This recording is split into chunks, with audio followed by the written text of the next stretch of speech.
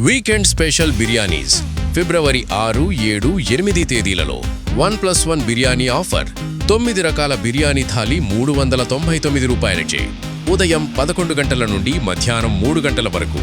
ఇంకెందుకు ఆలస్యం, ఫోన్ చేసి మీ ఆర్డర్ను బుక్ చేసుకోండి. శశి గ్రూప్స్, తెనాలి వారి శశి ఆహార్. సెల్ 7093313344.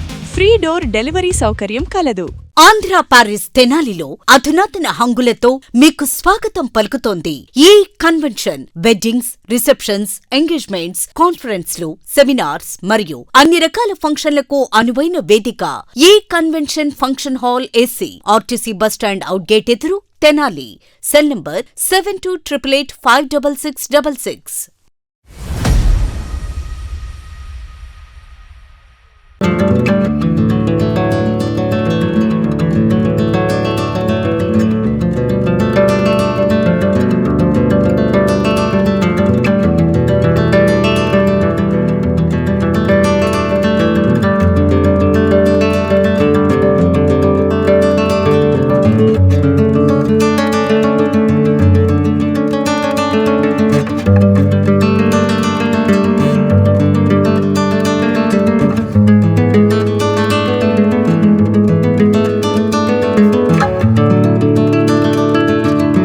రేపు 13వ తారీఖున ఆంధ్ర రాష్ట్రంలో బార్ కౌన్సిల్ ఎన్నికలు నిర్వహించబోతా ఉన్నారు.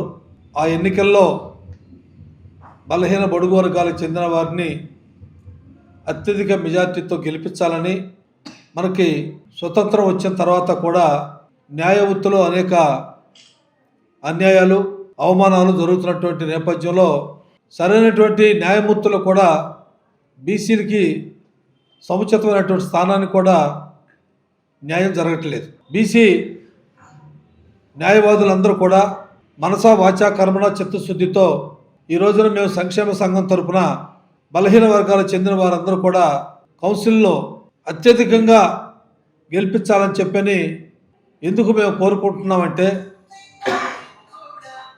న్యాయస్థానంలో అనేకమైనటువంటి అన్యాయాలు జరుగుతూ ఉన్నాయి. న్యాయమూర్తులు నియామకంలో కానీ, మరి పబ్లిక్ ప్రాసిక్యూటర్ కానీ, ఇంకా అనేక పదవులు జనాభా దామాషా ప్రకారంగా బలహీన వర్గాలకు చెందిన వారికి సముచితమైన స్థానం కలగట్లేదు. ఆ క్రమంలోనే మరి మహిళలకి రిజర్వేషన్ ఇచ్చారు. కనీసం మరి మహిళలకు కూడా సముచితమైన స్థానాన్ని కూడా మనం ఏర్పాటు చేయాలి. ఆ స్థానాన్ని కూడా ఏర్పాటు చేయలేకపోతా ఉన్నాం. ఇవన్నీ కూడా మీరు దృష్టిలో పెట్టుకుని మరి ఆధిపత్య కులాల వారికి కూడా మేము మనవి చేస్తూ ఉన్నాం. గత కొన్ని సంవత్సరాల నుంచి కూడా మీకు మేము సహకరిస్తూ ఉన్నాం. కానీ ఈరోజు మరి బార్ కౌన్సిల్కి రాష్ట్ర వ్యాప్తంగా 25 మంది మెంబర్స్గా నిలబెడతా ఉన్నారు. నిలబడినటువంటి వ్యక్తులు బీసీలు, కులం లేదు, మతం లేదు, రాజకీయ పార్టీ లేదు. మీరందరూ కూడా వారి యొక్క గెలుపు కొరకు మరి కృషి చేస్తారని, సామాజిక న్యాయం అనే దానికి అర్థం పరమార్థం ఏర్పరుస్తారని, న్యాయవాదులు కూడా బలహీన వర్గాలు అందరూ కూడా మరి ఈ రాష్ట్రంలో న్యాయ వృత్తిలో కూడా మనకి సముచితమైనటువంటి స్థానం దక్కాలన్నా, మహిళలకి సముచిత స్థానం దక్కాలన్నా మీరందరూ కూడా మరి మెంబర్స్గా సెలెక్ట్ అయితే మనకి ఎవరికి అన్యాయం చేసి ఇంకొకరు పదవులు మనం లాక్కోవాల్సినటువంటి అవసరం లేదు. సమాజంలో మనకి మన వాటా మనం ఏర్పరచుకోవాలి. ప్రభుత్వాలు మనని చిన్న చూపు చూసినా కూడా చాలామంది న్యాయవాదులు కానీ, న్యాయమూర్తుల్లో మరి అనేక గోల్డ్ మెడలిస్ట్ ఉన్నా కూడా, వాళ్ళకి మంచి విజ్ఞానం తెలివితేటలు ఉన్నా కూడా వారికి సముచితమైనటువంటి స్థానం ఏర్పరచలేకపోతూ ఉన్నారు ప్రభుత్వాలు.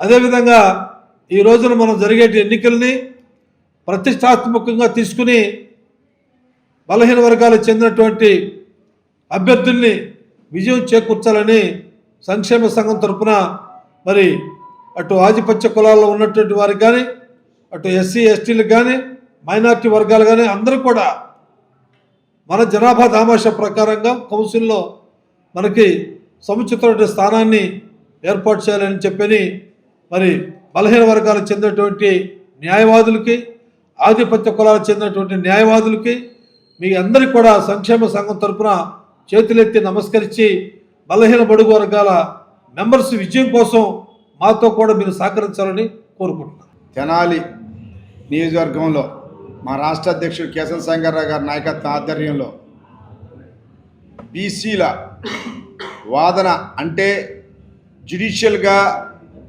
బలపరచాలనే ముఖ్య ఉద్దేశంతో స్టేట్ బార్ కౌన్సిల్ ఎలక్షన్స్ జరుగుతున్నాయి 13వ తారీఖు.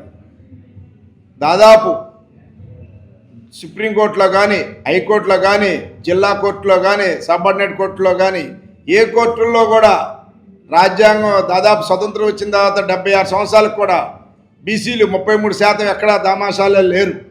దానికోసం ప్రత్యేకంగా ప్రతిసారి రాష్ట్ర ప్రభుత్వానికి అదేవిధంగా కేంద్ర ప్రభుత్వానికి కూడా విన్నపాలు చేస్తున్నారు.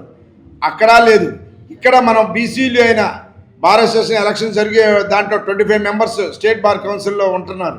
వాళ్ళల్లో అట్లీస్ట్ మన దామాషాల ప్రకారం 8 మెంబర్స్ మినిమం ఉండాలి. అదేవిధంగా ఎస్సీలు కూడా 8-9 వాళ్ళు కూడా ఉండాలి. ఇట్లా లేకుండా ఓన్లీ ఆధిపత్య కులాలే వాళ్ళు ఒక రకంగా చెప్పాలంటే డబ్బు పరంగా కానీ లేదా భయభ్రాంతులుగా కానీ చేసి వాళ్ళే బార్ అసోసియేషన్స్లో 25 మెంబర్స్లో 22-21 మెంబర్స్ వాళ్ళే ఉంటున్నారు. ఇది దాదాపు గత 10 సంవత్సరాల నుంచి జరుగుతుంది. ఎలక్టెడ్ అయిన మెంబర్సే ఎలక్టెడ్ అవుతున్నారు. ఇది రాజ్యాంగం విరుద్ధం. ఒకసారి ఎలక్ట్ అయిన బార్ కౌన్సిల్ మెంబరు 3 సార్లు తర్వాత తీసేయాలని ఎప్పటి నుంచో మేము సంఘాల తరఫున పోరాడుతున్నాం. ఉన్న అగ్రవర్ణాల వాళ్ళు డబ్బులు ఇచ్చి ఆధిపత్యంతో వాళ్లే చేస్తున్నారు.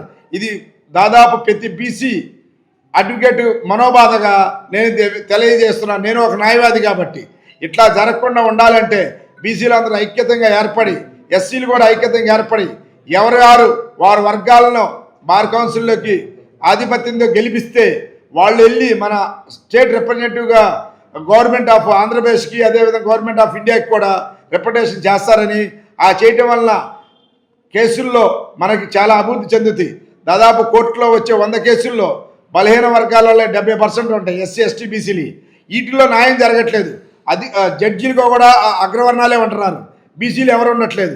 ఇది జరగాలంటే ఫస్ట్ బార్ కౌన్సిల్లో మనం సెలెక్ట్ చేసుకునే బార్ కౌన్సిల్లో ఈ మెంబర్స్ అందరూ సెలెక్ట్ అయితే మన స్టేట్ గవర్నమెంట్తో పోరాడగలం.